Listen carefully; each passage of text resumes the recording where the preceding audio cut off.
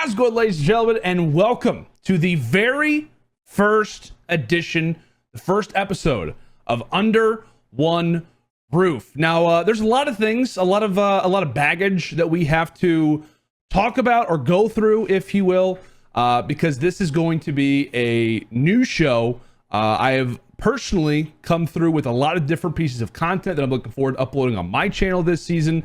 A variety of shows that you'll be seeing released in the coming days, weeks even. And this is one of them. Under One Roof, a sports and esports podcast. There have been so many people that I have talked to throughout the esports industry for years who constantly talk about how, you know, we love esports. The reason why we love esports is because of this foundation of what sports has provided us with. And I know at times it's a little taboo to compare both of those.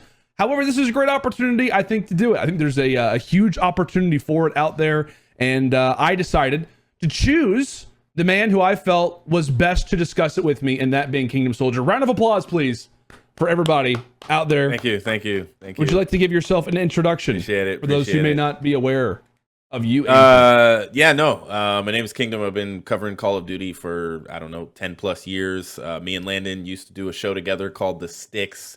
Shout out to the Sticks fam. And we're now talking about sports and esports at the same time, because all along during that time, I used to be able to dunk a basketball. I can't anymore. But I'm still a basketball fan. I knew you were going to bring that up. I thought I had to bring it up. You were going to bring up some athleticism, I think. I had to bring it up. You know, it's I'm too old now, kinda, but LeBron is proving otherwise. So if he gets to my age, I'm a little bit older than him, and he can still dunk, then, you know, I'll get back on the court. But for now, I'll just talk about LeBron and Crimsix and Scump and Kyrie Irving. That's what's gonna be so fun about this show, is that, like, whenever we were first coming with the concept of it, like, I think I was talking to you about it, and I was like, you know, it sounds like such a great idea, but, like, right, can you do it? Like, can you literally talk about Call of Duty esports and, like, the NBA at the same time, or talk about, you know, X esport and, like, the NFL at the same time? Like, can you actually transition a topic talking about Kawhi Leonard to then moving on and talking about Pred of the Seattle Surge? Like, is that actually a possibility? Possible. And we're here to experiment with that and to figure out if it is possible, because we believe that it is entirely possible. So with that, I think we should just move on to our first subject. I don't know. I feel like we should just go ahead and do it. I was kind of thinking about maybe laying the groundwork a little bit more, but I say we just hop into our first subject. And this is, to me, something that has been irking me a lot, because you and I are both major fans of I guess not even of the Lakers, but of the man that sits at the throne of the LA Lakers, LeBron. The king. What is going on with those guys right now? Oh, man. Like, I want to say, whenever, because you and I, we watch, I mean, I say this to a lot of people, I probably watch more sports content than I do esports content, which probably ticks our producer off a little bit. But I watch a lot of sports, and there were a lot of people who were very high on the Lakers. I don't care what anybody says. A lot of people were high on this team coming into the season. And then it felt like, you know, like day one, we saw, oh, like, who is this guy? Like, who is that player? I've never seen this guy before. Yeah. I mean, people were high on the team because everybody's excited about LeBron, you know, passing Kareem this year. That's what everybody's talking about. Yeah. It was actually sad to watch him, like, sit out a game. I was like, wait a minute, what are they doing? He has to average, 21 points for this many. Like, I want to see him hit that goal. And I actually have a goal this year of actually being present at a Lakers game somehow.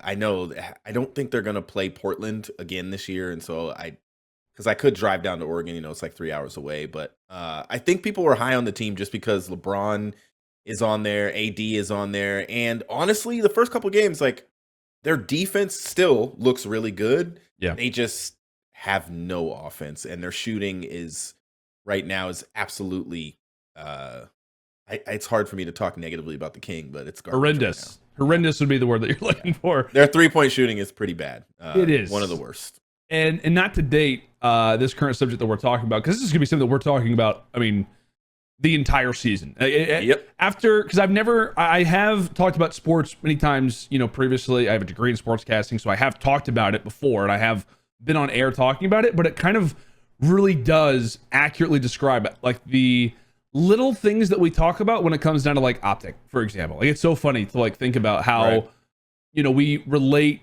we've subtly related, certain teams and kind of talk about them the same way that we talk about esports teams. And so it is a similar aspect. It feels like we're going to be talking about OpTic all the time. We're going to be talking about the Lakers all the time. Not to say that they're going to have the same results this season, because I really hope that doesn't happen, considering obviously what will be a very historic end to SCUMP's career. But like I said, not to date this episode, but right now the Lakers, as of the recording of this video, have a game tonight versus the Clippers, which is going to be very interesting. But they're off of the loss to the Jazz, like 139-116. And I think, Kingdom, that aren't the Jazz expected to be the #1 team in the Wembanyama sweepstakes? But they might not be. The Jazz are actually, the Jazz are playing well. How in the world do you lose your two best players and in Rudy and then you come back the next year and they're actually doing good, and they're basically flipped of how the Lakers are doing? And I don't think any of us expected that. It's interesting that you brought up the whole parity between them and OpTic, because maybe both Kings are going to have a rough season this year. Who knows? Yeah. It's possible. I will say that I definitely like the crew that SCUMP has in comparison to what I'd say that at the moment LeBron has. And I guess that kind of leads us to, what is kind of the next step, right, for the Lakers. They're ranked, I was looking at today, they're now 2-8. Honestly, they should be 1-9 had it not been for the crazy Matt Ryan buzzer beater, which was absurd. And then I looked today on the ESPN Power Rankings. They are ranked number 28. There's 30 teams in the NBA, for those who may be a little bit new to sports, which again, or to the NBA, which I hope that there are, ranked number 28 in today's ESPN Power Rankings. And given their loss to the Jazz, given honestly how their performance will be tonight versus the Clippers, which I'm expecting a loss, if they are to lose that means they'd be 2-9. And then now it feels like we're talking about, instantly, what are the next steps for the Lakers? It feels like more than ever, people were like, okay, we need to trade Russell Westbrook. That has to be what we do. And then now it's like, well, maybe we should trade Anthony Davis. Or maybe we try to move LeBron. I don't know. How do you feel like the next step should be for the Lakers? How do you approach this conversation? So I like Darvin Ham's talk about how he's this is just learning. We're trying to figure out rotations. We are playing defense the best we can. We just don't have any offense. We're not making 3-pointers. They're not closing games. They're not playing well together, but our second best 3-point shooter is Russell Westbrook. He actually is not playing bad. He's doing well coming off the bench.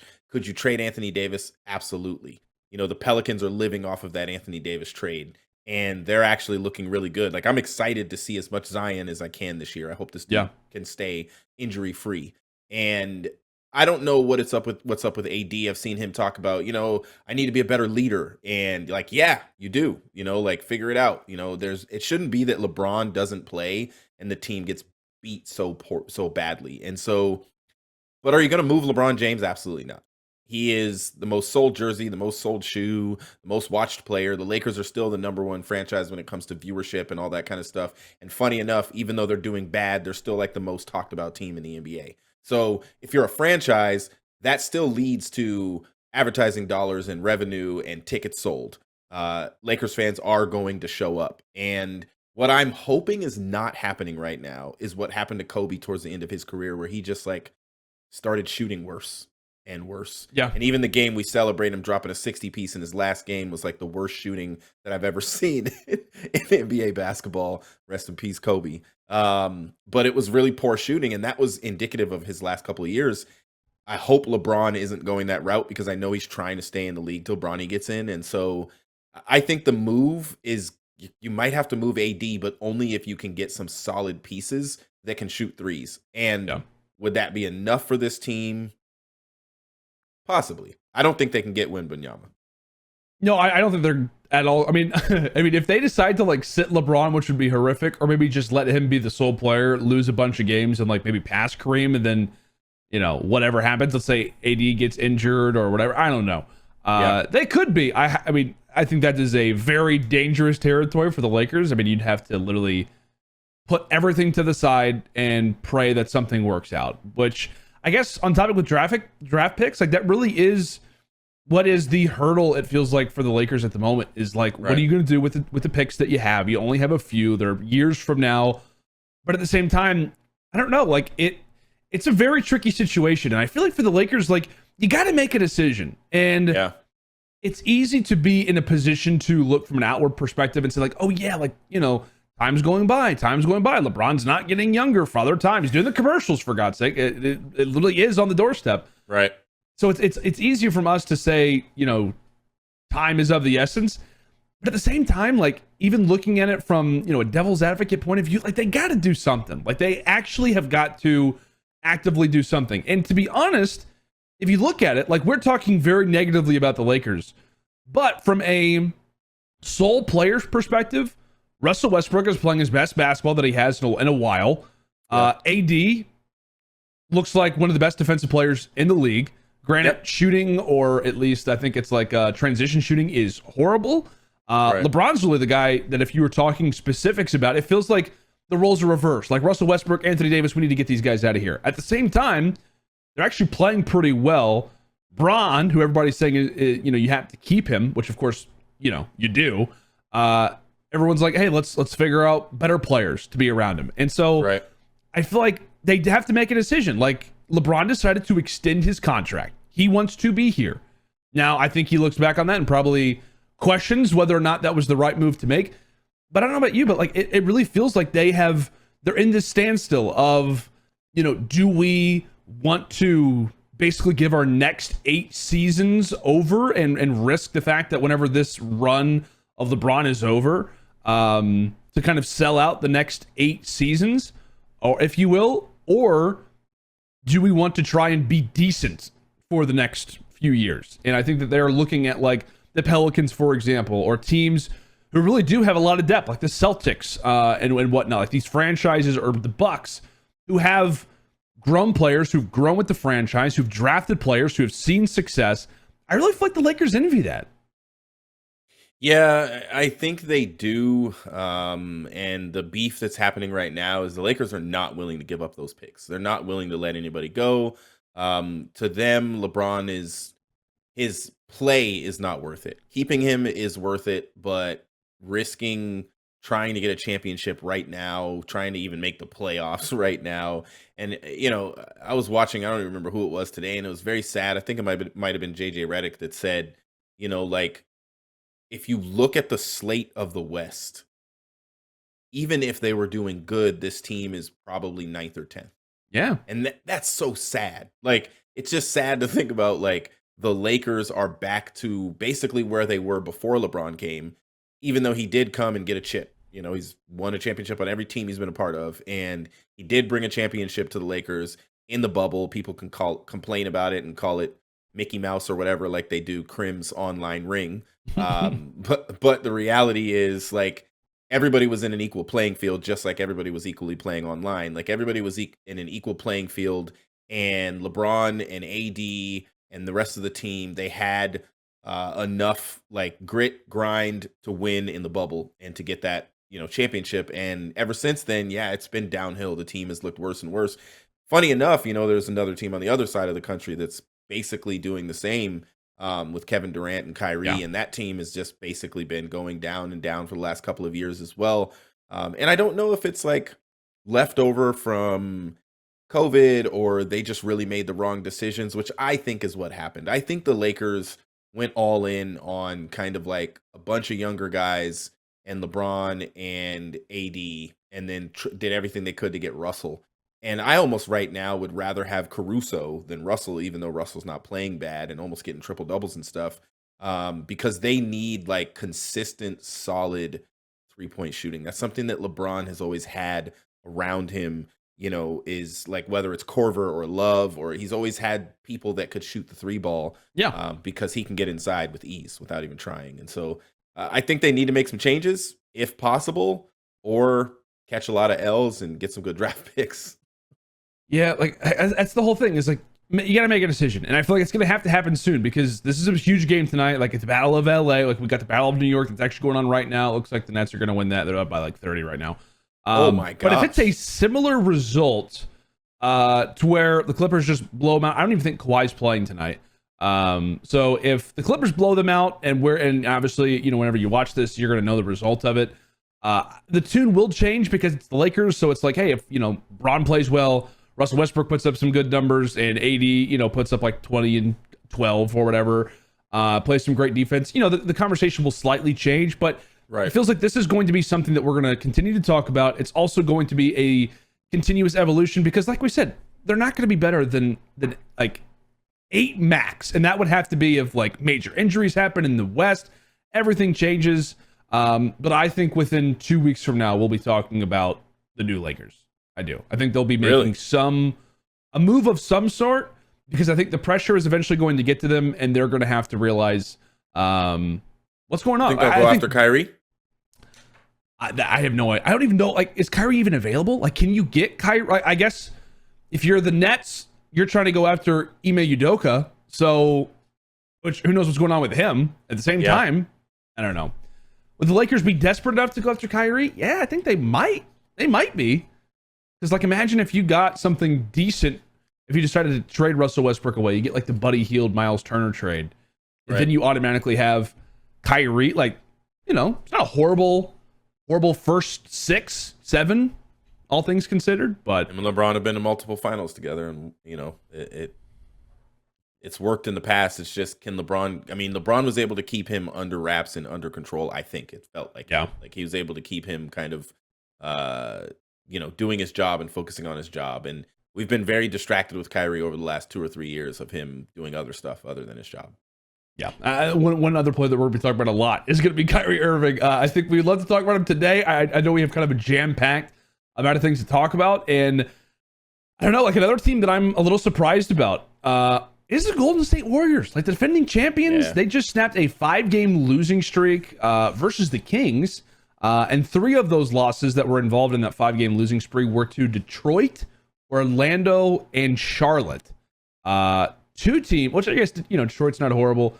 I think those are going to be 2 teams that very well could be, after like the 20-game mark, maybe like, yeah, season's probably not going to be what we want. So, you know, maybe we should tank a little bit. I don't know.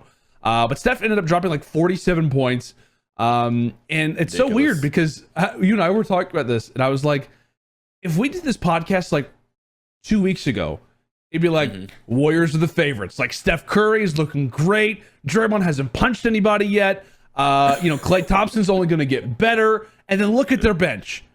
And now we're talking about what the heck is going on with the Warriors. Is this something to worry about? It's crazy how fast the hype around them has changed. Yeah, they have the absolute worst bench in the league right now. I think wild, they need to... The players they have, how are they horrible? I don't understand. Well, when one of them gets punched in the face by one of the starters, you know, that might have an impact on how they play. You know, like, and you have to... And maybe that second unit also is supportive of Poole and him getting punched and being on... Like, it's hard to move past that. You know, like, I don't care how much the locker room is this and that, and like, oh, we're all one team, and it's like, and Richard Jefferson tried to say that this happens all the time in the NBA, you know, like, there's a lot of beef, but when there's a punch that's thrown, it's on camera, and then it gets released somehow, somebody leaked it, honestly, and it seems like that's who Draymond is, but you would think that Draymond doesn't have the same voice that he did before he punched someone in the face. And so when if he yells at the second unit or something, they're probably like, shut up, man, we don't want to hear from you, you know. So, like, honestly, my worry for the Warriors is that they've lost their team chemistry, and they've always had an ability. Those 3 guys have always had an ability to play so good and at such a high level and be on the same page that everybody else just kind of got inspired by that and motivated and followed along. It's the same challenge that like LeBron and AD are having. And so I think that, number one, Klay is not the same Klay. And yes, it's going to take him time to get back to being the same Klay. Steph is going to Steph. You know, the sayings, like, he is getting his. He is, like, Steph is, like... he's balling. He's balling right now. If there wasn't a Luka Doncic, he would be looked at as, like, the best point guard in the league right now. And so, like, Steph is going to do his thing. He's going off. He's playing well. I'd say that the challenge of this team is how do they get the chemistry back? And they, in my opinion, they need to like take one of those team trips or something and go somewhere and do stuff and go to another country together. I know it's the middle of the season, so that's not really possible. But I don't know what they're gonna do. Maybe stay in a city where they play when they go on a road game. Stay in that city and hang out together and have some real talk. Because I would guess that there's players that don't want to play there anymore, based on like Poole is always going to be known as this dude that got socked, and bodied by Draymond Green. And I think that they're going to have to switch up their rotations in a way where maybe, and I hate to say this is going to sound crazy, but maybe one of their starters comes off the bench. What the Lakers are trying. I know that sounds nuts because when their starters are all playing together, they're playing so well that they all averaged over 38 minutes in that game where they won. And Steph had to have a insane fourth quarter, although the Warriors are like the second or third worst fourth quarter team in the league right now. So you can't rely, in my opinion, on Steph always saving the day and putting on his cape. Because the other players, like Draymond was like, yeah, we just knew, like, it felt like a game 4 in the NBA finals. Like, we just knew to get out of his way and let him do his thing. And it's like, but you can't do that every game. And they have such a bad losing record where it's like, they're going to have to win some games in a row. They lost 5 in a row. They're going to have to win like 3 to 5 to 10 maybe in a row. Do they have the chops to do that? I don't know, man. Like so I don't know if you ever watch, what's the show LeBron has, where he's sitting in the barbershop? Is it Uninterrupted? Maybe. Oh, I don't remember what it's called. The show that LeBron has where he's in the barbershop and he has people come around. And there was one with like, it was like Cheryl Swoops or something and Draymond and PJ Tucker. And Draymond was like, he was like, well, it is hard to get up sometimes and play hard when you're playing teams like the Sacramento Kings. And he was clowning the Sacramento Kings. Sacramento Kings were up by like 11 points in the third quarter. Like this team had to make a comeback to beat those same Sacramento Kings. And and Steph had to drop almost 50 and be near flawless in the fourth for that to happen. So all that trash talk before the season, all of that, like, we got the swag, we're just gonna, we're gonna try to run it back. Like, everybody says it's hard to run it back when you win a championship and people are gunning for you. But when you're not even able to score with your second unit and then you have one of the worst second units in the league, I'm worried about the Warriors, to be honest. Yeah, I wonder how much of it really is the effect of the Draymond punch and how much of it is like players just not performing. Like, it really is strange because I agree. Like, do I think that the Draymond punch has an effect? Absolutely. I think it was actually not downplayed when it originally happened because, I mean, everyone exploded about it. But now talking about it, I feel like it does have a part to play in the overall team chemistry. I know that the big thing and the great thing that the Warriors have is the numerous amount of sets that they can run. Like, you literally have, I mean, you have Kuminga, you have Wiseman, Poole, Moody, the list goes on. I mean, DiVincenzo, et cetera, et cetera. You got a lot of great players, or a lot of great younger talent that has the ability to be utilized. And it's like shocking. Like, it is surprising that they are performing this terribly. Like, it'd be different if I feel like maybe the turnovers were super high. If it was like, Poole specifically just wasn't in his groove, whatever it may be. But it's strange that it's all of them. Like, all of them. Like, versus the Kings, they're plus minus. The bench was negative 58. The starters were plus 73. Like, that is the definition of starters doing everything that they can do to walk away with this game, and the bench absolutely throwing it away. Like, absolutely throwing away these leads. And I wrote down the numbers. Like, Steph's numbers throughout these first 11 games are unbelievable. He's like 32.6, second to Luka. He looks great in assists overall, just under 7. And then rebounds per game, 7 rebounds. Like, these are like lower points, second but like basically like LeBron numbers. Yeah, second to Luka in terms of rebounds per game for point guards, which Luka's like 6'8". He's balling though. He's like a point forward. But it is wild. Like, Steph is doing everything. And it's just, it really is. Like, it is one of the biggest conundrums. Like, you look at the Lakers and it's so obvious, like, what the problems are. Shooting, lack of depth. And it feels like for the Warriors, what do they have? They have shooting. They have depth. Yet they're not figuring it out yet. But if I was to choose, what situation to be in, I would choose to be in the Warriors' shoes every day, though. Like, it's kind of it's a difficult situation to be in, but you still hold all the cards. You're just not playing them properly, or those cards aren't working out to the best of your abilities. And I think at the same time, if you're the Warriors and you're thinking, gosh, second unit isn't working out super well, you could put a few of those guys together, maybe throw a pick in there, and then you've got a second tier, maybe a sixth man of the year type of player that you could apply to the team and kind of figure things out. It may sound crazy. I think if you remove the punch, not just it happening, but it going viral in public, and Draymond not really getting any kind of punishment, and who knows what happened internally, in the team. Yeah. If he did say he apologized on television to Poole's family and everything like that. I think this team is a little bit different. And I think that hopefully Steve Kerr sees it as we just got to get over this. And maybe he has to play the starters a lot to get some wins for the young guys to be inspired to get back to it. Because maybe honestly, maybe they're just looking out for their homie. And it's just like,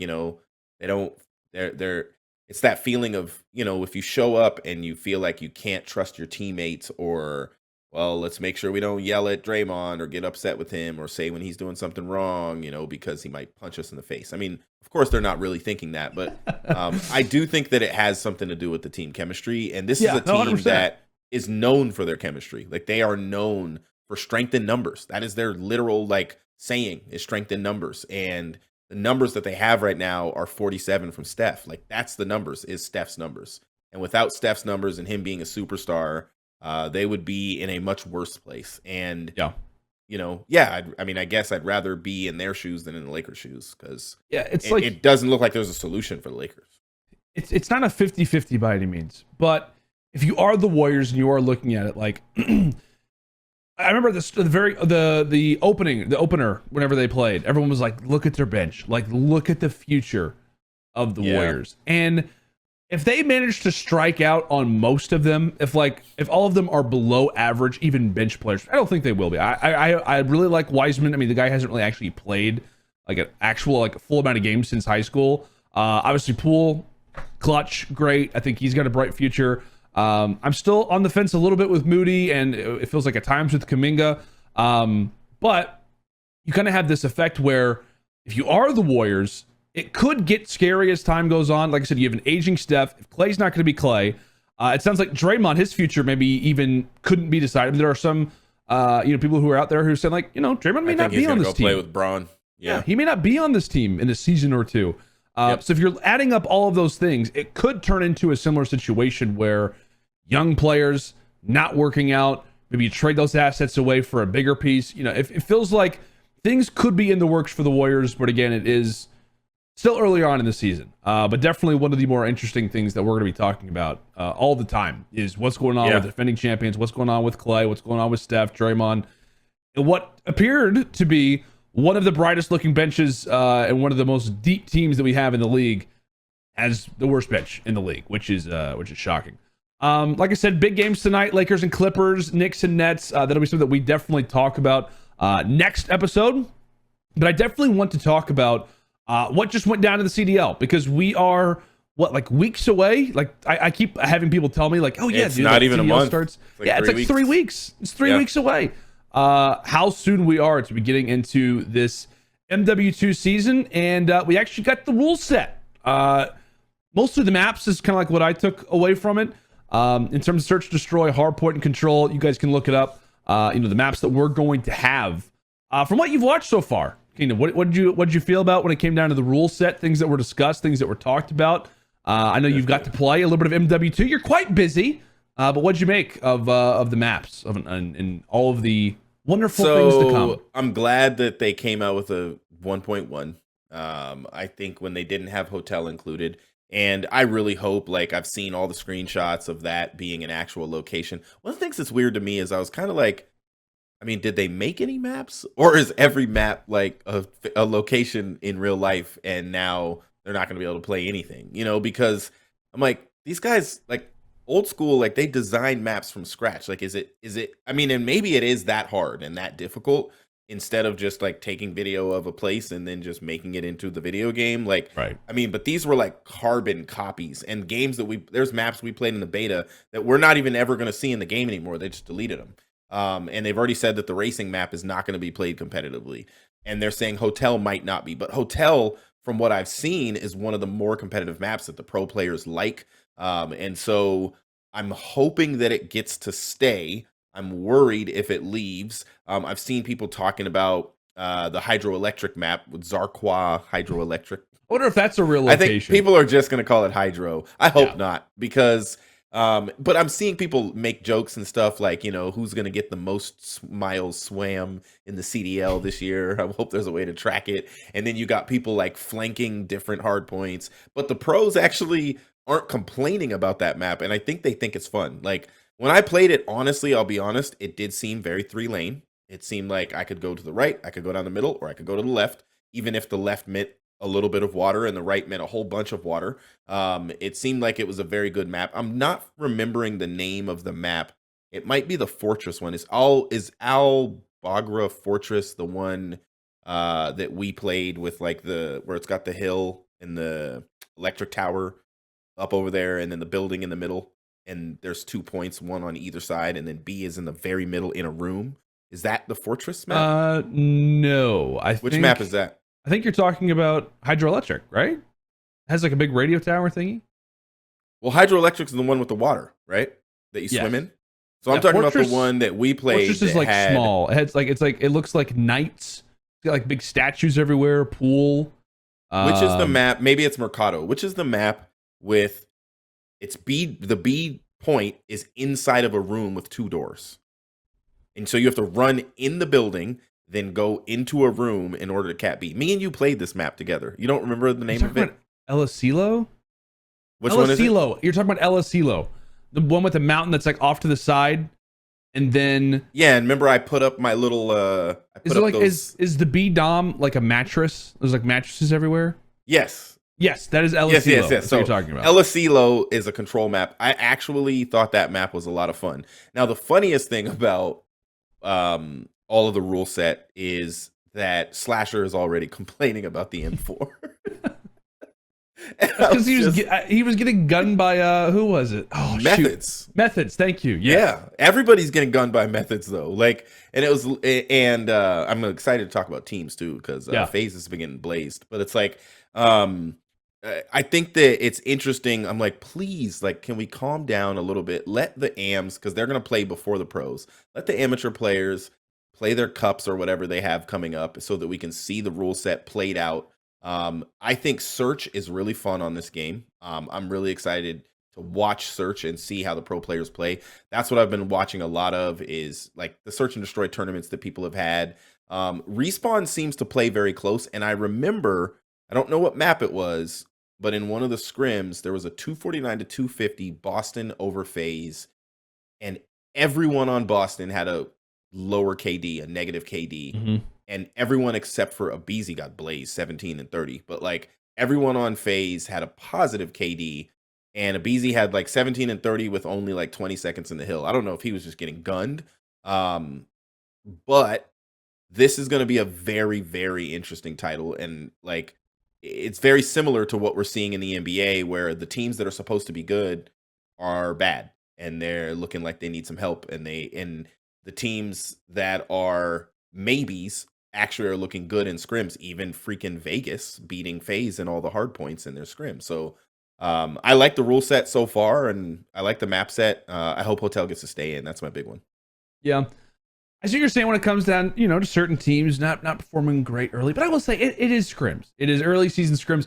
There was a point last season where I heard that Paris was dominating Atlanta FaZe. I remember that, yeah. And then they came in and they got absolutely stomped by somebody. And Atlanta, like, 3-0'd, 100-point club, the other team. And it was like, wait, did we get lied to? And I was actually sent the VOD of it happening. So I can confirm that it really did happen. So, I don't know, I do take that into account. But in regards to the rule set, like my reaction to the rule set, at first, I was a little confused because I was like, okay, these aren't the controls that we're playing. Darn, Hotel, not going to be in the map set. I was like, this is probably a map that we can see at least for 2 game modes, if not for 3 game modes. Yeah, hotel's nice. So that was a huge loss because I was like, okay, are we going to kind of go back to this same thing we had in Vanguard, where it was like the 4-4-2, which I was not a fan of. And I would say in comparison to, honestly, I was just not a big fan of the maps in Vanguard. I know that's a very easy thing to say. It just felt like even when it came down to control or when it came down to certain maps and modes, like it was the biggest variation of maps that I feel like we've had in a very long time. Like going from a Bocage to a Gavutu, unbelievably different. Like in terms of the speed, the pace, just the preparedness that you have to have, not even just as a caster or a talent, but as a player. I can only imagine jumping from a Bocage hardpoint and then going into like a Gavutu control was wild. And it feels like the variations in these maps will be a little bit different. The one thing that I am hoping to see is maybe a change to the hardpoints. Like I would like for there to be 4 to 5 hardpoints on every map. I don't like to see 6 or 7.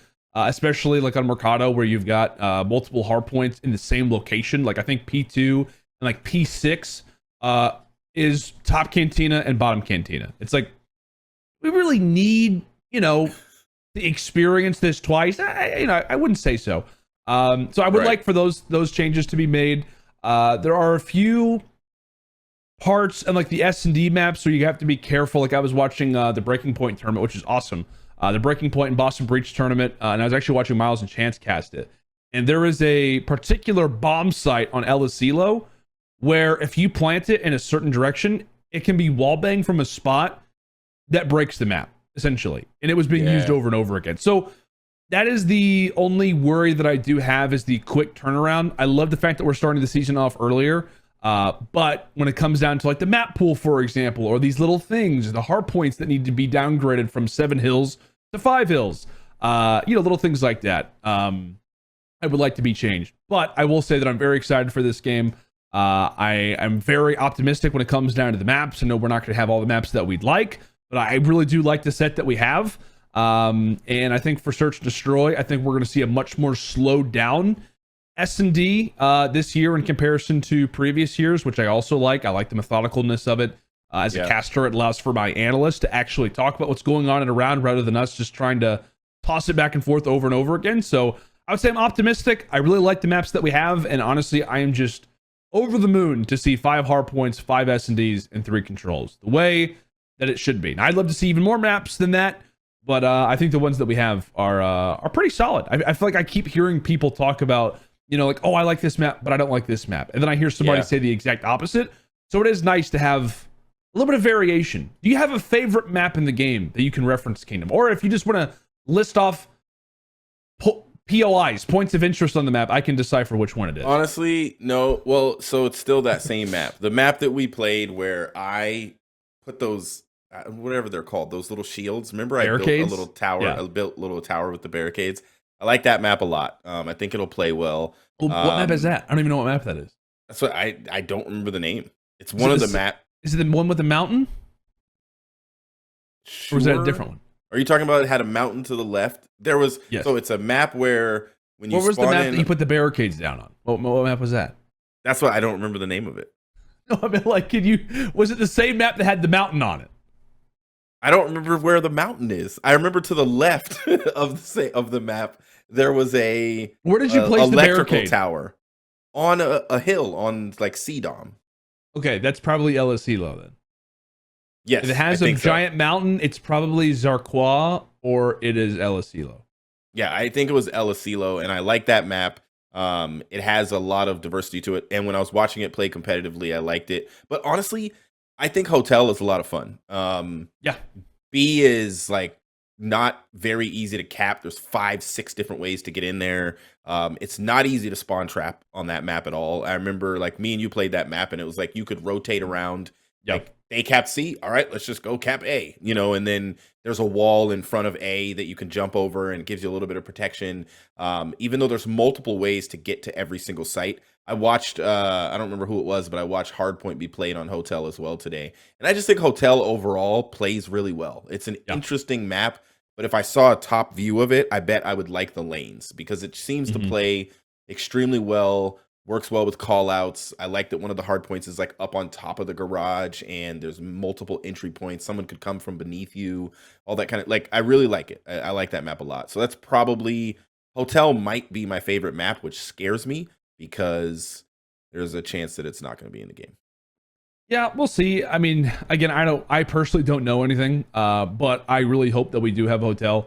In terms of like maps, I would say like in terms of what my favorite hardpoint is right now, I'm a big fan of Fortress hardpoint. I think that is really fun to watch. It is a close quarter map, so that's probably why I like it. And it kind of has this interesting element to it. It definitely doesn't play out perfectly in every mode. Like Search Destroy is a little weird based off the spawns that you have off the rip. I played a few GBs earlier in that, and it's kind of a little odd. It could work out pretty well. Control also can turn into a little bit of a spawn trap fest. So again, there are like these little things. So I really like that one for hardpoint. I also do like Hotel quite a bit across most modes, especially S&D. I'm a big fan of that one. I like to watch Embassy. I suck for whatever reason at Embassy Search Destroy when I play it. Watching it is pretty entertaining. And I'm also very intrigued to see Mercado as time goes on in Search and Destroy. And even in Hardpoint, I feel like that could be a slept-on map potentially as we move forward throughout the season. But again, I think the rule set, interested to see how it plays out when it comes down to challengers. I know those guys are excellent about providing their feedback to the league, and I'm very much excited for the small changes, and I hope that we do get to see some minor changes. I know there's been talk about maybe even changing the spawns up a little bit on certain Search Destroy maps. Hopefully talks start to occur about the hard points and whatnot, trying to change those up a little bit. I think would be good. I think a few minor tweaks in these next few weeks, and we've got ourselves a very, very interesting start to the CDL season, which I think kind of leads us to our fourth subject. I don't know, we've kind of jumped around a lot of things, but essentially probably the beefiest one of all of them is kind of our preseason preview. I think we're going to go through all of our teams, give a little bit of an update, talk about what they did, talk about our expectations for them, and maybe even at the end kind of talk about who we feel like is maybe in the best position right now. It only feels right, Kingdom, that we go in alphabetical order, at least for the start. Atlanta FaZe. Atlanta FaZe. Some big changes that went on with Atlanta, right? They get rid of Arcees, they bring in Slasher. What was your expectation coming into that roster change versus how you've seen it now on paper and actually played out? My expectation is that mistakes were made. I said that on the ROKKR podcast, and I was clowned and made fun of by Icon and Midnight. They both said, like, dude, you're sleeping on Slasher. He's great. I think that R-Cities brought something to this team that they needed. And I think they didn't want it last year, and that's why they got rid of him, is that they really had a hard time closing. But what I'm hearing from R-Cities is this whole, like, I want these guys to shot call. I want these guys to be in-game leaders. I want to give them opportunities. They're good at this. They're good at that. They just need discipline. And what I hear from Slasher is, why am I playing with an M4? And so, Slasher World League back again. I think Abizi, Celium, and Simp are three of the best players that have ever touched the sticks, and I think they're going to be great. But I think this team will implode faster than last year's team. Last year's team was able to get second at every tournament and stay together through the whole year. That won't happen with this team. Like, this team, if they don't get top two, I think there's going to be arguments. I think there's going to be a lot of beef. Slasher's going to say he knows best. And I just don't know if the other guys are going to listen. It's interesting. That's interesting because I am on the exact opposite side of you. Like, I really am. Like, I am all about this new Atlanta FaZe team because I feel like, granted, whenever Arcees was added to the Atlanta FaZe originally, I was like, perfect roster change. Like, this is literally the perfect move that you can make. And obviously, we saw them have a phenomenal season in Cold War. One of the more stranger seasons that we've ever seen from a team in Vanguard, finishing in the amount of grand finals that they did, yet didn't win one after having such a successful season the year prior. It was very odd. From many teams, you would be happy with that, but you'd also be unbelievably angry, especially if you'd had the season prior to that. So I was in some ways surprised because I felt like there were so many people telling me, like, Landon, listen, they just finished second in every tournament. Like, they're fine. Like, they feel good. They didn't even like that game. They're going to move into MW2, and it's going to be fine. And I was like, okay, like, I kind of bought that.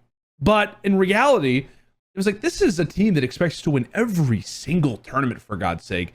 The fact that they came close each and every single time, they were going to reach a breaking point. Oh, yeah, it's absolute pain.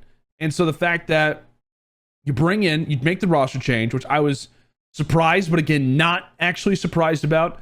I don't know if you could have actually, looking at it on paper, I don't know who you would have added other than Slasher. Now, there are players that you could mention, and I'll let you mention one because it sounds like you may have one.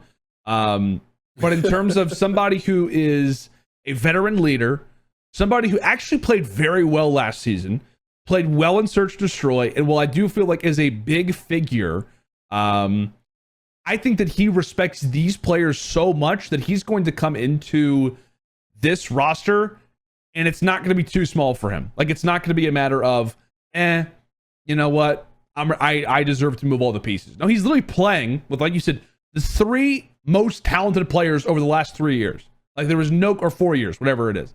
I think that he respects what this team has done so much that he wants to come in and contribute. And honestly, I think this is a very humbling opportunity for somebody like Slasher, given how the last few seasons have gone, like how LA Thieves ended, then the fact that you're on the Guerrillas, you're trying to start off this new era with the Guerrillas. That doesn't work out. I mean, you win a major, but then everything just absolutely goes down the drain. It was very realistic that, you know what, let's say that Slasher stays on LAG, and the team doesn't play well. I mean, does he get an offer moving into the next season if LAG sucks? Like, you really don't know. And so the fact that he gets his biggest opportunity as a player ever now, I feel like works to everybody's benefit. Yeah, I feel it makes sense, right? Like, you had to make a change, and that was one of the things that I did say towards the end of the year. And Nameless disagreed with me, like, you know, saying they were going to stick and everything. But it was like, no, these guys are. It goes back to Scump leaving OpTic when they wouldn't drop Nade.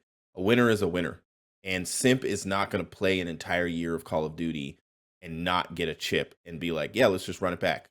Like, I'm shocked that OpTic ran it back, if I'm honest. Like, I mean, I know we're going to talk about them. Like, we'll talk about them. Honestly, my move would have been Dylan Attach. Like, put him on an AR. He would have ran there for 2 years. They would have won 5 championships minimum, because he knows how to play well as a team. He's great with Search and Destroy. He can pick up a sniper. And he also has the right attitude, which, although Simp selling him in a BZ, like, part of me, the reason this team could be victorious is because they're all going to be happy villains. Like, Slasher is going to embrace his Thanos mantra when he has these 3 monsters coming behind him. Yeah. And Arcitys just wasn't down for that. He didn't want to be a villain. He hated getting booed. And funny enough, though, Simp said the same thing. He said he hates it. Like, it definitely affects him. And so, coming in with Slasher, now they're the bad boys, you know. And yes, this is a great opportunity. And make no mistake, Slasher is great. He's an excellent player. He's phenomenal when put with the right pieces. I think the only better move you could have made is if they were able to get Dylan, which, I mean, Dylan was given the keys to the castle and he can make the changes he wanted and build the team he wanted. So, of course, he stuck it out. Not of course, but he stuck it out. I'm sure he got a nice bag as well. And FaZe, you know, I mean, they're one of the few teams in the league that extends bags to all their players, and they can, you know, it's like, you know, Lakers, Yankees type of deal. Like, yeah, we can buy whoever we want. We're one of the biggest gaming organizations, period. But I think that's the only other decision you could have made is to bring in Dylan, and it would have, and he's been on FaZe, you know, it would have rounded out this roster pretty nicely. Yeah, I agree. I thought that Attach was definitely going to be on the cards. I know there was a lot of players who could have been added to the team. I know Dashy was obviously brought up like in the rankings for a long time, which would have been oh my god, very interesting. They wouldn't have lost a match. No, they would have. They would have lost a match, but it would definitely be interesting to see how that roster would have played out. But this is the one that we have. I know we obviously talked a long time about the Atlanta FaZe, but it's because it's one of the bigger roster changes that we've had during this offseason. To see those 4 guys split apart is definitely going to be interesting. Like seeing Arcitys in an LAG jersey, it's going to take me a while. It's definitely going to take me a while. Like there's we've already been talking about, we watched some scrimmages and stuff. We were talking about how it's going to be weird to commentate over X player with like the LAG banner or the Minnesota ROKKR banner over this team, because you're just so used to them being on a different team, or to the fact that one roster has been together for so long, et cetera, et cetera. One team that I guess has not been around for super long is the Boston Breach. They're heading into their second year of the CDL. Made some changes during this offseason, made some changes to close out the season. It actually worked out pretty well in their benefit. They have got Nero, Vivid, Methods, and they brought in Awakening during this offseason. They also brought in Beans from the EU Challenger side, which I'm very excited about. He was playing out of his mind in the Breaking Point tournament, I think it was. Honestly, Kingdom, like, this is one of my favorite, I guess, franchises at the moment, because I feel like they're making all the right decisions. Like, to me, there was a few roster changes during the offseason that I looked at, and I was like, that's definitely an underrated one. I think Big Wake to Boston is going to be slept on by a lot of people. Unbelievably talented player, really just needs direction. I think Florida definitely struggled with that. So the fact that he's under the workmanship of somebody like Methods, the SMG duo that was experimented with for a little while, Nero and Vivid, to have them run it back, I think is great. And then honestly, you have what already is one of the more interesting, and I would say to start off the season, depending on how Boston plays, a lot of fans are going to be very interested, not just because of the name, but because of his highlights already. They're going to be wanting to see if Beans can get an opportunity. So it's like a good position if you are an owner of the franchise to be in, where it's like, we kept the same success that we had last year. We now brought in a piece that complements our team very well. And then now we also have a player on our bench who is one of the more talked about players. It feels like Boston's in a good situation already now in their second season. Yeah, I like this team, and more so, I like the ownership group. I like the decisions that they've made. You know, I went to PAX East in Boston, and they not only had a cool after party where, you know, I was able to talk to Doug Sensor Martin and Methods and Vivid and Nero and all these guys. Not Vivid, sorry. Because at the time it was a different team, but like Nero, Capsule.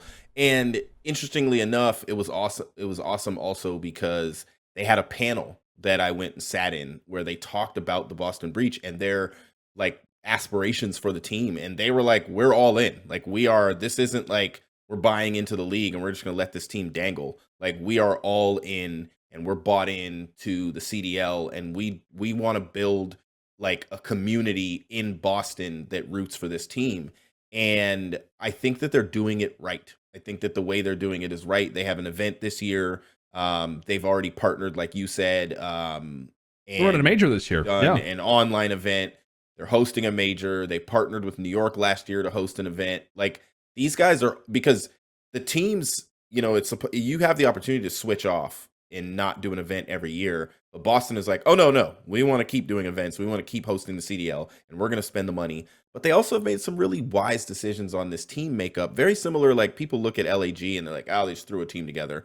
No, it's kind of a smart team. You know, you put Alec, this like seasoned veteran who is the, you know, basically won more money than anybody else playing competitive Call of Duty. He's number one on the list. And you're putting him with a bunch of young guys that are extremely talented. And I think that's what they've done with Methods. And I think Zinni is in the prime of his career right now. He's got more subs on Twitch, more viewers, but he's also playing extremely well.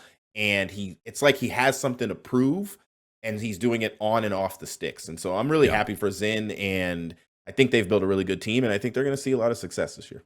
Yeah, and it's one thing that's interesting too about Boston is that there was a lot of rumors that said Clay could be going to Boston, and I've heard Zinni actually mentioned a few times, like, you know, I'm going to tweet out my guy's streams. I bet Clay wouldn't do that. Like, you know, he definitely is aware of the fact that he is going to be kind of compared to Clay throughout this season, or compared to, you know, ex players. Like, Boston was not wouldn't have worked out as well opposed to the idea of switching out their main AR and seeing if that would have worked. So I think it's a healthy, in some ways, moment for Methods. It feels like he's really had to fight for his spots throughout his last few years, and the fact that now he's on this team with the social presence that he has, and it feels like with the decisions that they're making. Again, if you are a fan of Boston, it feels like they're doing all the things that they're supposed to do. Now we'll move on to the Florida Mutineers, a team that really, again, under the radar in terms of nobody's talking about them, and it feels like the reason why nobody's talking about them is really because they've added two rookie players specifically that not a whole lot of people are familiar with. So they've kept Major Maniac moving into this year, which I was actually a big fan of that move. They bring in Havoc, who was part of the Minnesota ROKKR, and then they bring in Brack, who has previously been in the CWL. It's going to be weird figuring out the language for if he's a rookie or not, because technically he's not a rookie, but he is a CDL rookie. We'll figure that out as time goes on. But definitely bring in a rookie player is Vikal, who was part of the Toronto NA Academy, the same team that Scrappy was on in Challengers. It's kind of the way that everybody knows Vikal. They're like, oh yeah, that was the Spanish guy that Scrappy played with. Like, unfortunately, that's the way that they're labeling him. Feels like right now everybody kind of has these guys in the bottom four, and it's like if you had them higher than the bottom four, it's like, really? Like, you really think the Florida's going to be in the top 8? But it is stiff competition, man. Like, I'm looking at all these teams, and it is difficult to really rise them up the rankings a ton, considering the level of talent that exists on every roster. Yeah, honestly, for me, they're bottom 4. They might be bottom 2. I love Major. Brack, that's the homie. I managed him when I worked at G Fuel. I got to meet him and take a picture with him when they won Challengers Champs this last year. Good guy. Vikal seemed like a really good dude as well, playing with Scrappy. But I think this team is just going to get outclassed, unfortunately. Yeah, it's a weird situation for the Mutineers. I think, higher on them than other people are. I don't know where I would sit them in terms of like overall power rankings. Maybe that's something that we do next episode or in the weeks to come, leading up into the season. But the way that I typically like do power rankings or like kind of internally rank teams is based off of like questions that I have. And it feels like right now for Florida, you have a lot of questions. Like, can Major Maniac, be a top AR? Is Havoc going to have the same results that he did last year? Because Havoc looked fantastic in Vanguard. I'm very surprised. Well, I'm not surprised that Minnesota made the decisions that they made, but I am surprised that Havoc was possibly not added on to different teams out there. And then obviously you have somebody in Brack who's gone underneath the radar for the past few years, and then Vikal, who recently just came onto the scene this past year, moved from Spain to North America to compete in Challengers, and obviously rose up the ranks. But again, if your name's not Scrappy, it feels like, that's kind of like what people refer to Challengers as, is Scrappy and then everybody else. So intrigued to see what Florida does. A lot to prove. Another team that has a lot to prove is no longer Paris, but the Las Vegas Legion. Keeping temp, adding Prolute, adding TJ, and bringing back Clayster. Okay. This has been a team that's been scrimming a lot in the start of the season. There was a lot of people who were like, okay, Las Vegas, 11 or 12. And now it feels like after watching scrimmages, there's a lot of people who are saying, okay, this team's been on the grind early. Could be one of those rosters that sneaks in and has a top 6 finish, maybe at Major 1 early prediction, potentially, considering how much playtime they've had on the game. Yeah, I'd give him top 8, maybe. I'm very glad to see Clayster back. This may be his last ride. Unfortunate for the GOAT Crim that he didn't get back into the league, but I'm happy to at least see Clay get back in there. Yeah. And I thought it might be the season where it's just SCUMP by himself. I mean, and after this year, you know, they all could be gone, and it's painful to think about. But this team is like, to me, it reminds me of a pickup team. These are all players that are good, have been good, except for Prolute. He hasn't proved himself really yet. He stepped in for Illy last year, but I just want to see Clayster specifically play through losing, and this team will be fine. If he can take some L's, I mean, there's 2 in the name of the team. If he can take a couple, and if he can take a couple, then and they can keep playing together, and he doesn't go insanely crazy when they're not listening, and figures out how to, like what Temp did last year. Temp just kept playing. He was like, well, I'm still going to get mine. I'm still going to do my thing. I'm still going to play well. And you could hear him shouting and calling out, and just nobody was really listening, and they weren't playing well.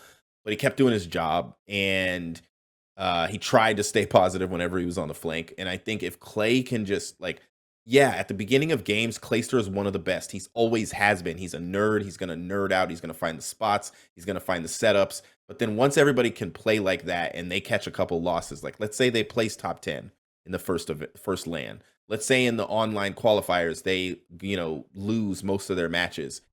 Is Clayster going to show up and play hard? If he does, yeah, this team will always be a threat. Yeah. I think right now for Las Vegas, like, the only question that I really have, I think Tim's going to be great on like a flex. I think Clay is great early as a main AR. I never really have doubted his talent. I think that New York team last year was just very weird. And I've always been high on what Clayster provides to a team, the veteran leadership. And then if he can just, play average in terms of statistics, he's not an average player. He's an above average player for what he provides to a team. And that's something that I've always thought about him, especially in these last few years.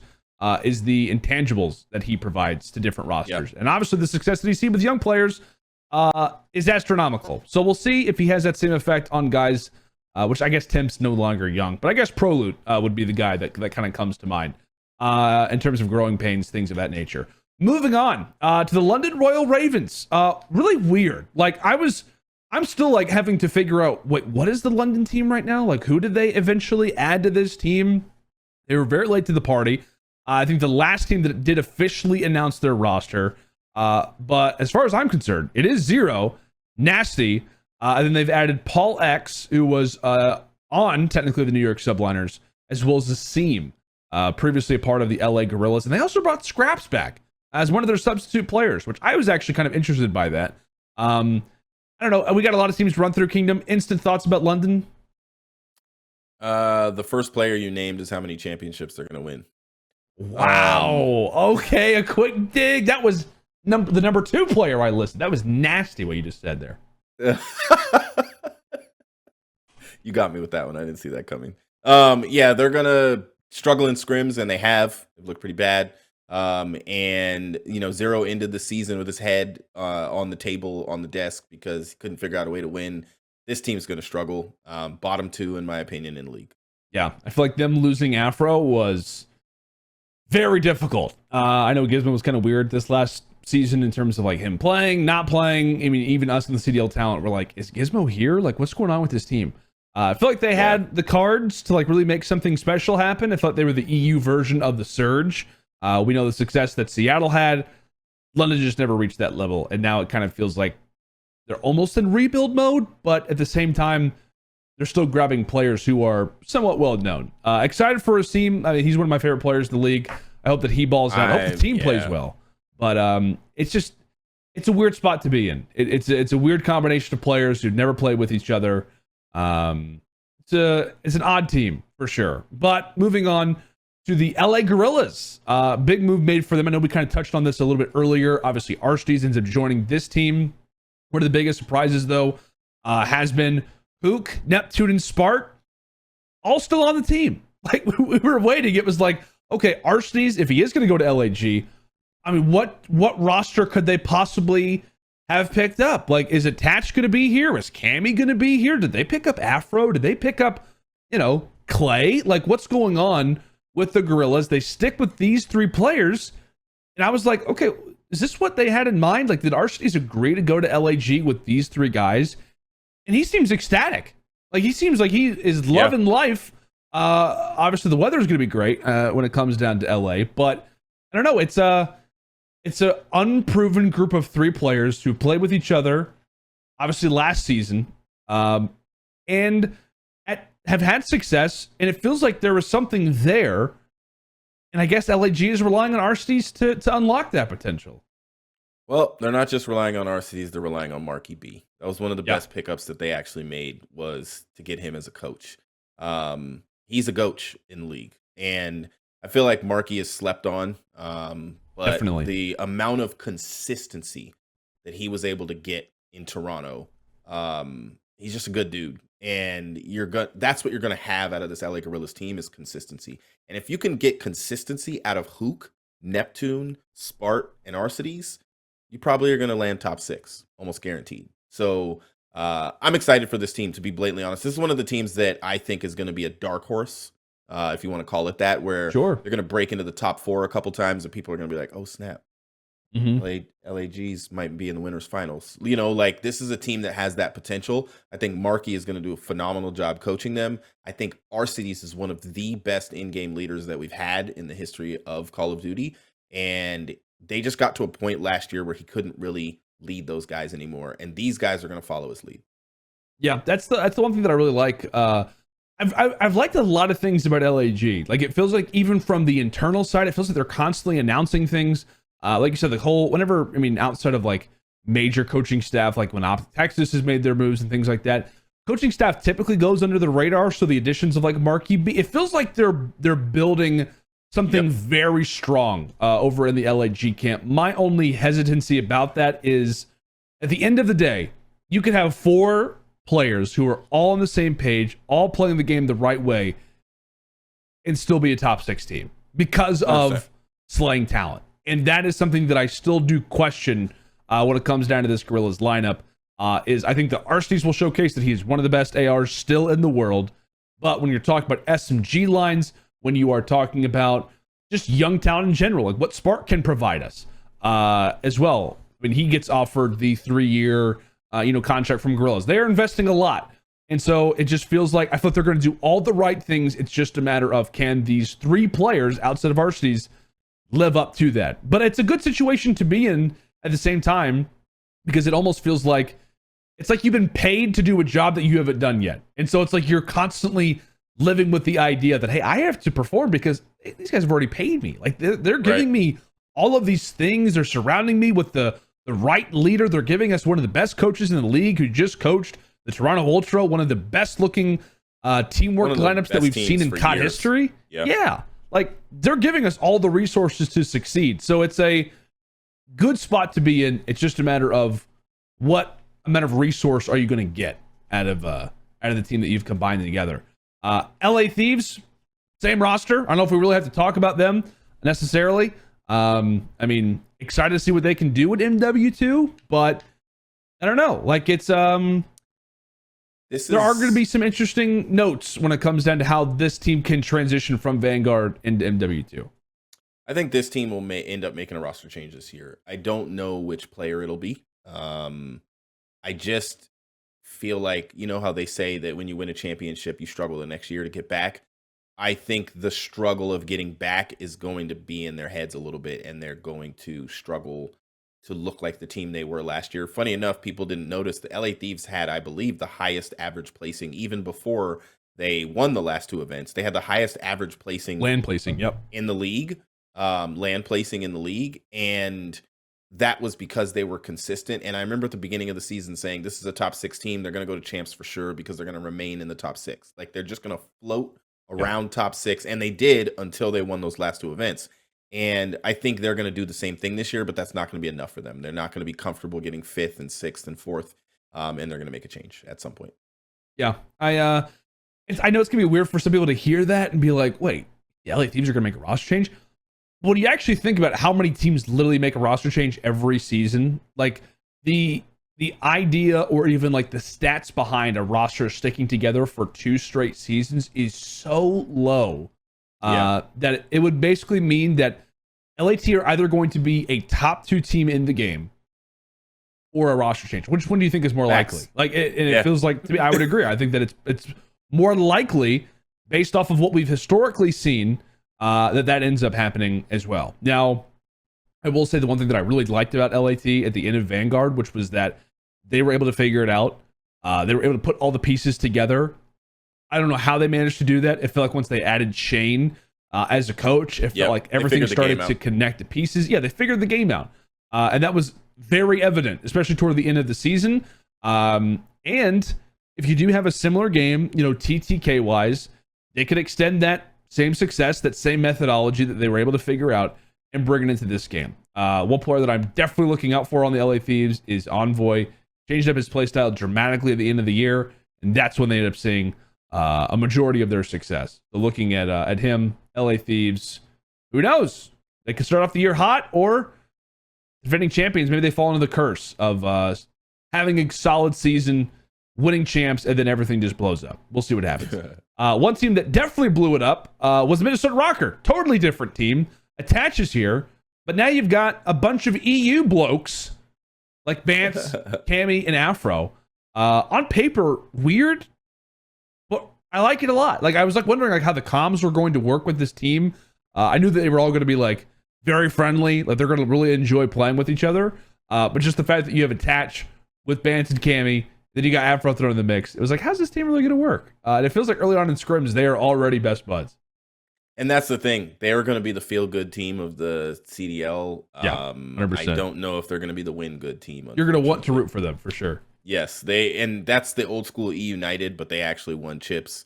And this team is, what was the team? There was the early Toronto Ultra when they had like 17 people on the roster. You know, I was like, this is the meme team. They're just fun to watch and they're entertaining. And the Toronto Ultra always have had great graphics and great videos and great content. And I feel like the Minnesota ROKKR have built one of the best fan bases, local fan bases in the Call of Duty League, period. Absolutely. Of course, OpTic, but OpTic is local everywhere, right? Like no matter where they go, 100%. They're local. But I think the Minnesota ROKKR have actually built a home fan base. And these guys are guys that you can root for. They're guys that they can brand. They're guys that they can make content with. Are they guys that can win? That remains to be seen. Yeah. It feels like people are either really high on the ROKKR or like, I don't know how this team's gonna play.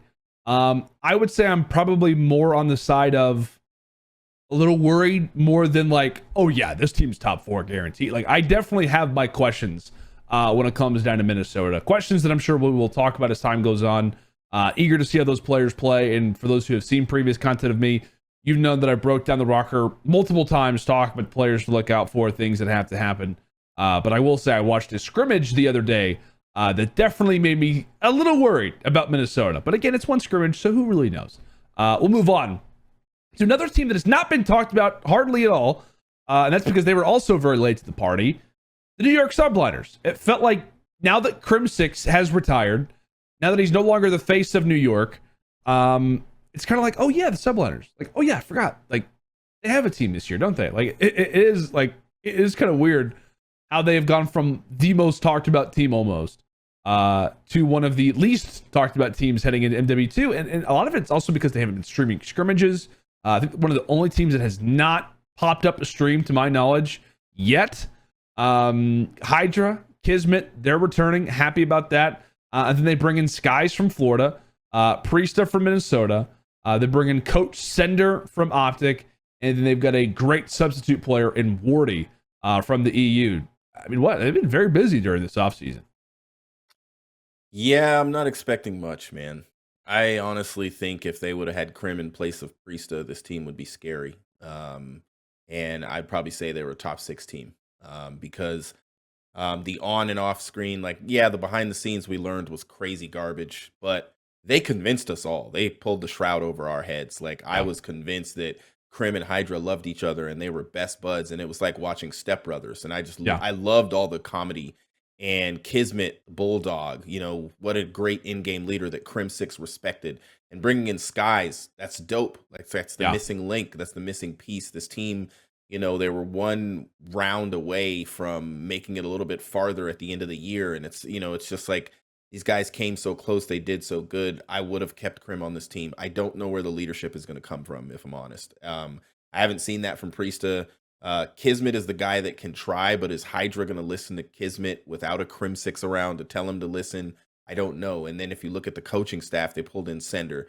Sender struggled with the egos, in my opinion. And I'm not saying they're bad egos, but with the egos of the entire OpTic roster, of all of those guys. Like, and that's why they had to bring in Rambo, who doesn't care. Rambo doesn't care if you're SCUMP. Like, he's not intimidated by those guys. And Sender is going to struggle, in my opinion, to pull together Hydra. You know, Hydra, obviously it was revealed to all of us that there was some toxicity in the background. He definitely has a big ego. He probably has one of the biggest salaries in all of the CDL, 3-year contract. And this is going to be interesting. I don't know if this is going to hurt the stock of some of these players, to be blatantly honest with you. You could see this New York play exactly like the other New York did for most of the year last year. Yeah, it's like one of the only teams where I'm like, yeah, like I don't see them being like wherever you have them in the ranks.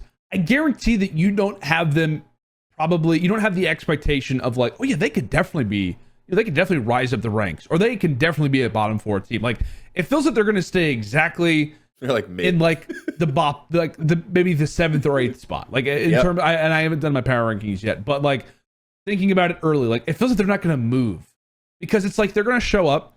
They have a lot of talent on this team, but it does feel like there are a lot of things holding them back, and I 100% agree. I think the end game leadership thing is something that has already plagued a lot of Sky's previous rosters, that being on the Florida Mutineers, another young team, a very young team, where it feels like Kismet is going to have to be the leader on it.